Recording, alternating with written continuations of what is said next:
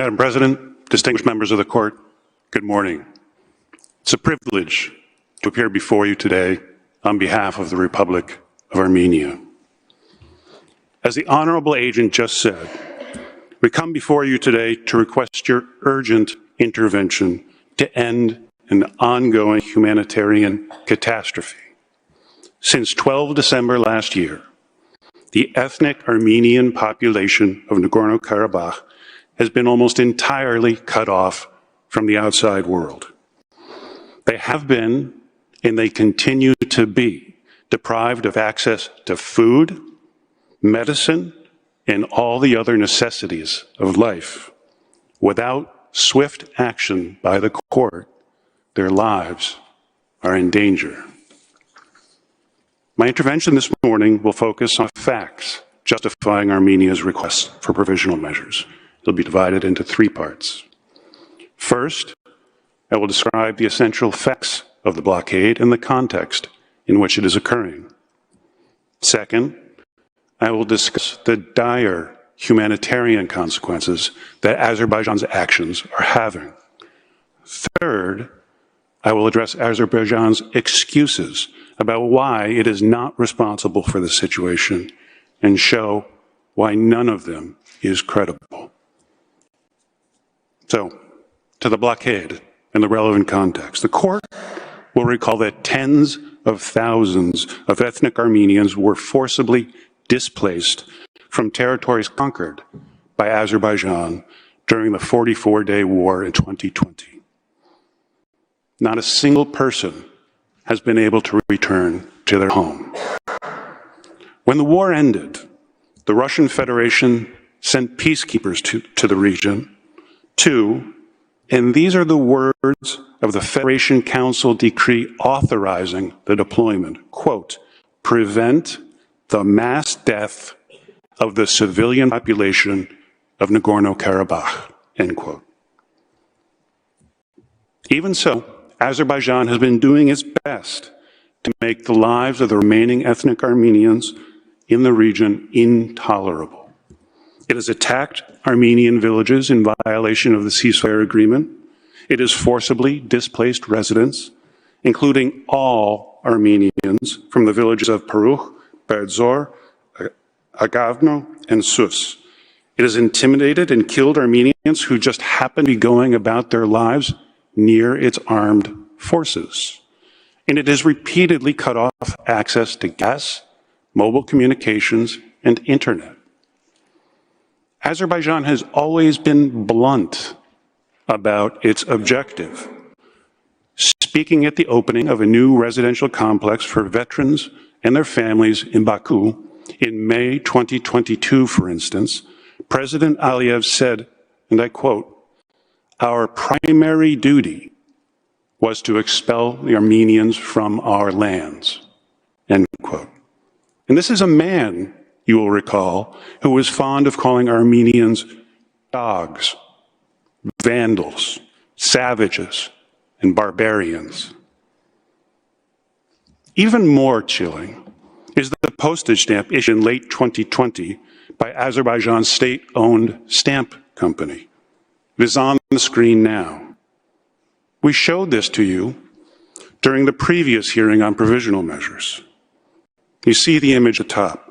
It depicts a person in a hazmat suit disinfecting Nagorno-Karabakh. Evidently, Azerbaijan considers Armenians in the region as in need of eradication. After the war, around 120,000 ethnic Armenians are left in Nagorno-Karabakh. They are connected to Armenia and thus to the outside world by a single tenuous thread, the Goris-Stepanakert Highway, running through the Lachin corridor. You can see that on the map on the screen now, which we show for illustrative purposes. There are no roads open to Armenian civilians connecting Nagorno-Karabakh with Azerbaijan. It is also impossible to fly there because Azerbaijan has threatened to shoot down any aircraft that attempt to use the Stepanakert airport.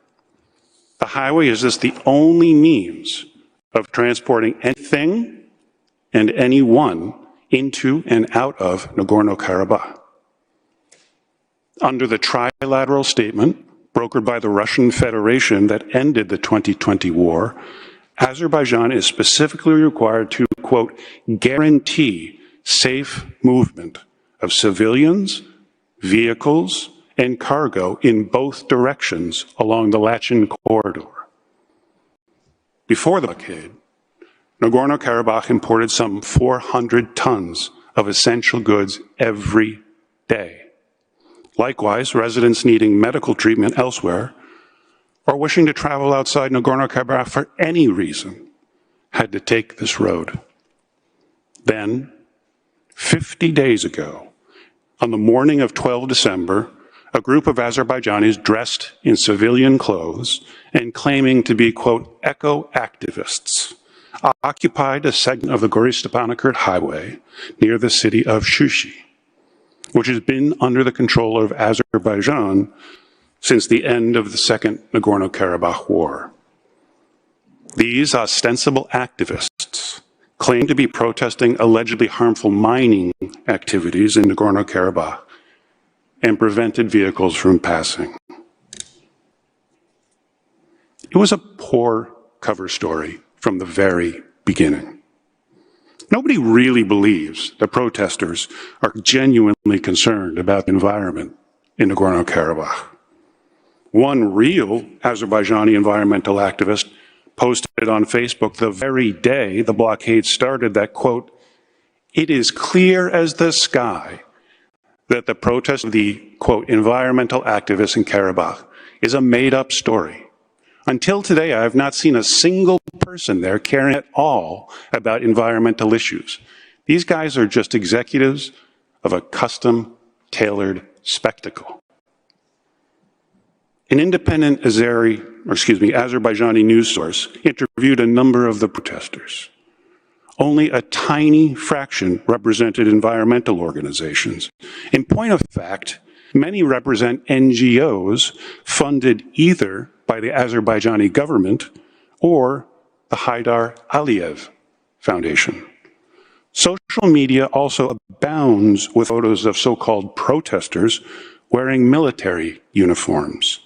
In fact, one of the alleged leaders of the so-called protesters, Mr. Telman Kazimov, is reported to be an officer of Azerbaijan's military special intelligence service.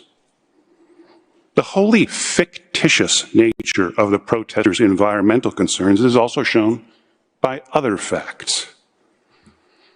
Just 2 days after the blockade started, the authorities in Nagorno-Karabakh relented to the protesters' demands that international observers be allowed to monitor the two mines allegedly at the center of the protests.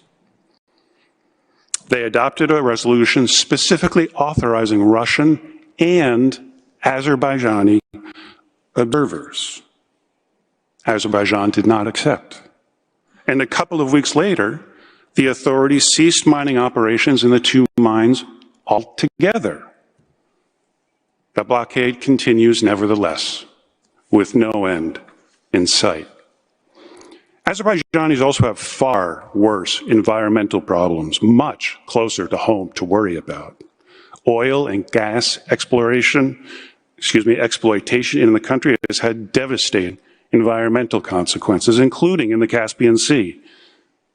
But somehow, the Gorist-Stepanakert highway is the only place these alleged activists choose to protest. Moreover, shortly after the blockade began, the protesters started adding demands that had nothing to do with putative environmental concerns and had a distinctly more sovereign character. They insisted, for instance, that border and customs control posts be established on the roadway. They also spend far more time chanting slogans praising the Azerbaijani military than raising their voices about environmental issues. The chant, quote, "The Azerbaijani soldier is the greatest soldier," is one of their favorites. So what's really going on here? It's obvious. Azerbaijan is trying to fulfill what President Aliyev called its, quote, primary duty, to expel Armenians from its lands. How do we know that? Well, President Aliyev himself said so. Speaking about the situation on the highway in a 10 January 2023 interview, he told the assembled press, quote, "Whoever does not want to become our citizen, the road is not closed, it is open. They can leave whenever they want. No one will stop them. They can travel in the back of the peacekeepers' trucks or take a bus. The road is open." The road is open for those who want to leave. Azerbaijan's purpose could not be clearer. The racial animus of the protesters themselves is equally evident.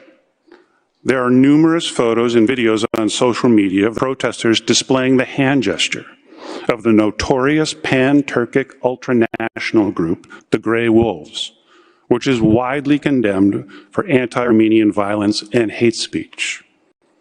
On the screen now is just one such photo. Another video on Twitter shows protesters enjoying what is obviously a chartered bus ride to the site, merrily singing a song. The lyrics include, quote, "Let those mountains see gray wolves again. Leave the land of Oghuz," that is Turks, "and run away." At the end of the video, one grinning passenger proudly makes the same gray wolves hand gesture, as you can see on the screen now. Protesters' social media accounts also frequently contain the vilest forms of hate speech. Our provisional measures request contains many of these examples. For now, I will cite just one to illustrate the point. This image is from the Facebook account of one so-called protester. It shows a patch depicting the notorious Ottoman genocidaire Enver Pasha with the inscription, "Armenian, don't run. You'll die anyway. Just exhausted."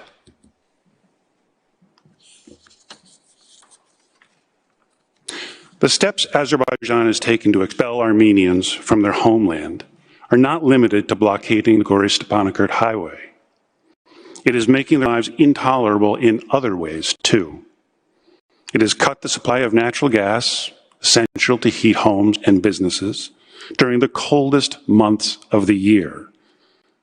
The court may recall that last year, Azerbaijan twice cut off the supply of gas, only to restore it as soon as Armenia brought it to the urgent attention of the court. Now, just since the start of the blockade, Azerbaijan has interrupted the gas supply on 5 different occasions. On December 13th for 3 days, on January 17th for 1 day, on January 18th for 3 days, and again on 21 January for 3.5 days. On 25 January, there was a brief respite. At around 11 a.m., a 48% increase in the flow of gas was reported, providing some measure of relief, but not nearly enough to meet the needs of the population. After the gas was fully restored on January 26, it was once again cut on January 29th. Bear in mind that all of this is happening during winter, when temperatures regularly fall below 0 degrees Celsius. That is not all. On 9 January, Azerbaijan appears to have damaged the only high-voltage power line connecting Gorys and Stepanakert, leaving the population of Nagorno-Karabakh without a steady electricity supply. Azerbaijan, again, is not allowing Armenian technicians to repair the damage. Currently, the only available electricity comes from the limited local sources, including from the Sarsang Reservoir, which has been placed under great stress. This has entailed 6-hour rolling blackouts per day. As things stand, even longer daily blackouts seem likely to be imposed in the future. I come then to the second part of my intervention, the humanitarian consequences of Azerbaijan's actions. These are not hard to imagine. The Armenian population of Nagorno-Karabakh is, as I said, approximately 120,000 people. This includes 30,000 children and 20,000 elderly. The population is essentially the same as the city of Leiden, with students. What would happen to the people there if it were essentially walled off from the outside world for 50 days, with only the most minimal trickle of goods allowed in and gas and electricity supplies cut off? No great leap of imagination is required to answer that question. In our written request filed at the end of last month, we focused significant attention on critically ill Armenians in Nagorno-Karabakh who required treatment in Armenia but were trapped in Nagorno-Karabakh. Since then, thanks only to the urgent intervention of the ICRC, around 50 patients have been transferred to Armenia. Nevertheless, as the agent said, one person has already died. More than 10 children remain in the neonatal and intensive care units of the Children's Hospital, and a similar number of adults are in the intensive care unit. Their lives thus continue to be at risk without needed medical care. The blockade has also separated many families. More than 1,000 civilians from Nagorno-Karabakh were either in Armenia or en route to Armenia when the blockade began. About 50 children were left without parental care when their parents were stranded in Armenia. One mother was separated from her 8-month-old baby for weeks. Of those trapped in Armenia, 270 were children attending the Junior Eurovision Song Contest, about 70 without their parents. Many still have not been able to get home and are living temporarily in Goris or Yerevan. Those that have been able to go home have only been able to do so with the intervention of the ICRC. As I said before the blockade, some 400 tons of essential goods, including food and medicine, were imported to Nagorno-Karabakh from Armenia on a daily basis. Only a small fraction of that is now getting through, either on Russian peacekeeping trucks or with the ICRC. Now, 50 days on, the situation is critical. Grocery store shelves are empty and pharmacies are running out of medicine. On the screen now, you can see a photo from an international press report of the situation. And this was taken more than 2 weeks ago. Things are so dire that the authorities have had to institute a rationing system. As of 20 January, residents must use vouchers for limited supplies of essential products like sunflower oil, eggs, dairy, rice, sugar, buckwheat, and pasta. The authorities have also had to tap into their wartime reserves to meet the needs of their population. In addition, the lack of gas and electricity means that people have been left without heat and the ability to prepare food.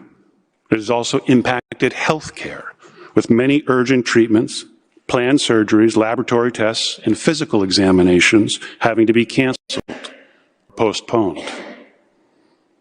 As goods and fuel run out, economic life is also grinding to a halt.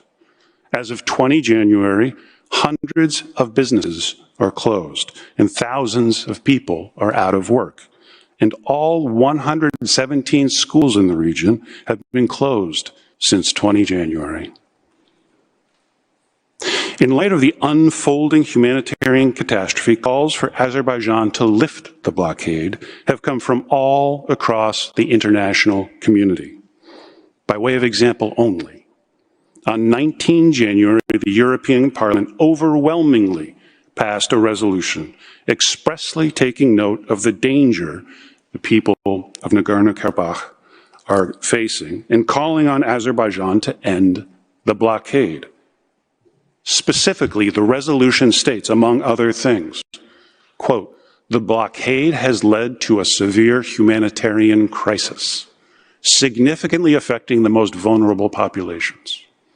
Whereas the transfer of critically ill patients is nearly impossible, with one death resulting from this situation. Whereas hundreds of families remain separated, and this humanitarian crisis was further aggravated by Azerbaijan's disruption of the natural gas supply to Nagorno-Karabakh, which left houses, hospitals, and schools without heating. Accordingly, the resolution, quote, deplores the tragic humanitarian consequences of the blockade of the Latin corridor in the Nagorno-Karabakh conflict, and urges Azerbaijan to respect and implement the trilateral statement of 9 November and immediately reopen the Latin corridor to enable free movement and ensure access to essential goods and services, thus guaranteeing security in the region and safeguarding residents' livelihoods." The EU Parliament's call fell on deaf ears in Azerbaijan.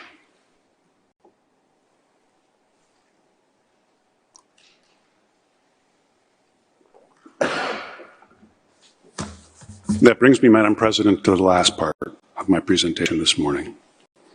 Faced with these stark and widely condemned facts, what does Azerbaijan say?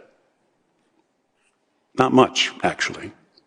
We look forward to hearing what it has to say later today, but we expect it will be much of the same. For now, I will address what little we have to work with.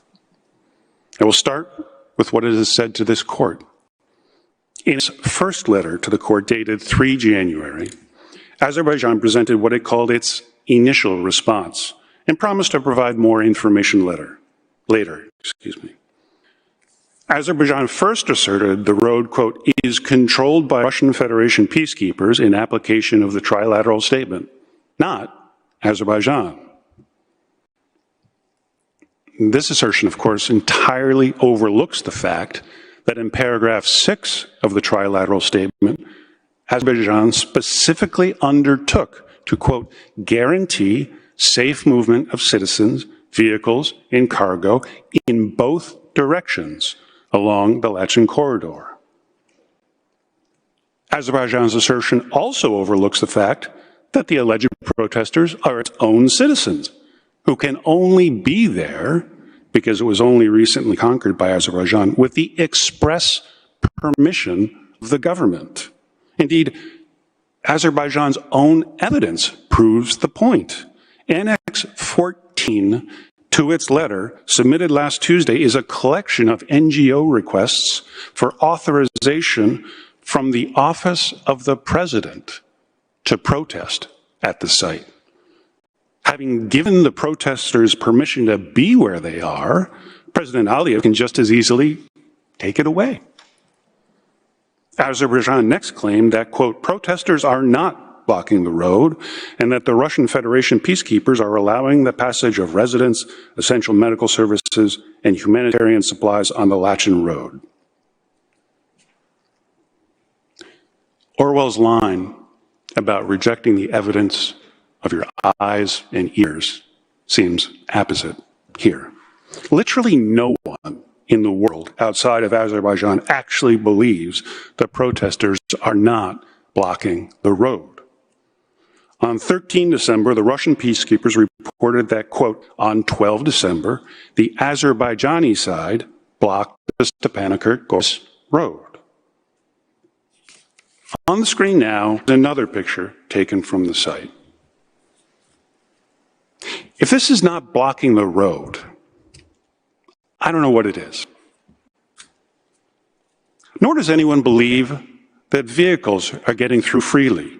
Just recently, the UN Human Rights Chief, Volker Turk, called, quote, for free and safe movement through Latin corridor to be immediately and fully enabled, saying, quote, unrestricted access to food, medicine, and other basic goods and services is essential to the enjoyment of human rights of the affected population. If vehicles were truly passing freely, why would the ICRC or the Russian peacekeepers each time have to negotiate with the Azerbaijanis blocking the road in order to get critically ill patients out of Nagorno-Karabakh to get the medical care they need? And why would it be necessary for the ICRC and the Russian peacekeepers to be the ones to deliver the few meager supplies that are getting through? The evidence Azerbaijan cited to support the assertion in its letter about the road not being blocked is contained in a single footnote that lists 3 sources. The first is an article from Azerbaijani state media reporting on the passage of just 3 ICRC vehicles. The text of the article is revealing and in a way that is not helpful to Azerbaijan. Remember, this is from Azerbaijani state media. It says, quote, "Today, conditions were created for the passage of 3 vehicles belonging to the International Committee of the Red Cross, ICRC, on the Kakendi-Latin Road. The participants of the action pulled out of the road and opened a corridor for the passage of cars." The participants of the action pulled out of the road and opened a corridor for the passage of cars. In other words, they temporarily lifted the blockade just so 3 ICRC vehicles could pass. The 3 January letter also referred to a tweet from a senior government official with an embedded video showing protesters, quote, "standing aside." So again, lifting the blockade to let 3 ICRC vehicles pass. And the only other so-called evidence is a self-serving statement to the Security Council by Azerbaijan's permanent representative to the UN. In its 3 January letter, Azerbaijan also alleged that, quote, "Armenia willfully and unlawfully has been using the Lachen Road to traffic weapons, including recently laid landmines and booby traps that continue to kill and maim Azerbaijanis, and illegally mined minerals between Armenia and Azerbaijan's sovereign territory," end quote. We will have a lot more to say about that claim tomorrow. Today, let me simply say that there is not even a shred of evidence to support it. Nothing. It is also worth recalling that the road has been under the supervision of the Russian peacekeepers since November 2020, and that not a single one of their daily bulletins has reported the alleged transport of weapons, landmines, or minerals. In its second letter to the court, dated 12 January, Azerbaijan did not really offer any more information as it said it would.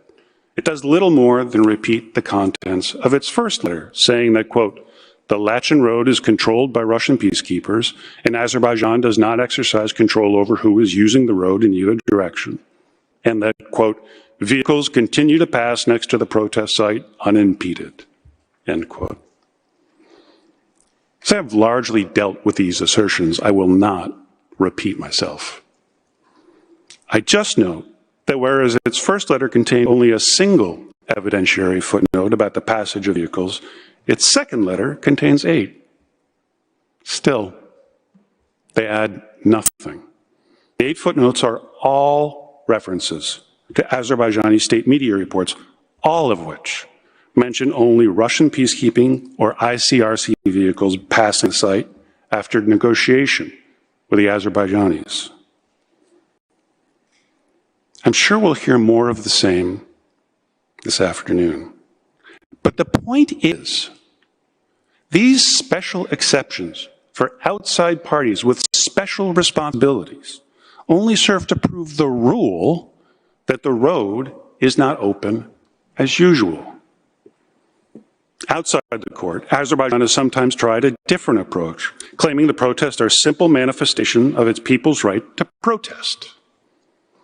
In a 23 December 22 statement, for example, the Azerbaijani Ministry of Foreign Affairs referred to the, quote, "peaceful protest on Lachen Road with a demand to prevent the illegal exploitation of Azerbaijani's natural resources, the transportation of these resources from Azerbaijan to Armenia, and the abuse of the Lachen Road, the use of which is intended only for humanitarian purposes, end quote.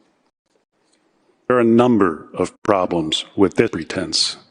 First, even if it were true that the protests really were private individuals who were genuinely concerned about the environment, which, as I explain, it distinctly is not, that would not justify their actions or Azerbaijan's failure to disperse them. Any right to protest would be outweighed by the grievous harm inflicted on the Armenian population of Nagorno-Karabakh. The Azerbaijani government could not be justified in leaving the protesters alone, given that very real harm. The claim that these are just spontaneous manifestations of private discontent is also put to the lie by the fact that Azerbaijan is not a free country in which public protests are tolerated. Freedom House, for one, has ranked Azerbaijan as, quote, not free, in part because of a lack of freedom of assembly. In a 2022 report, it wrote, quote, unsanctioned assemblies can draw a harsh police response and fines for participants.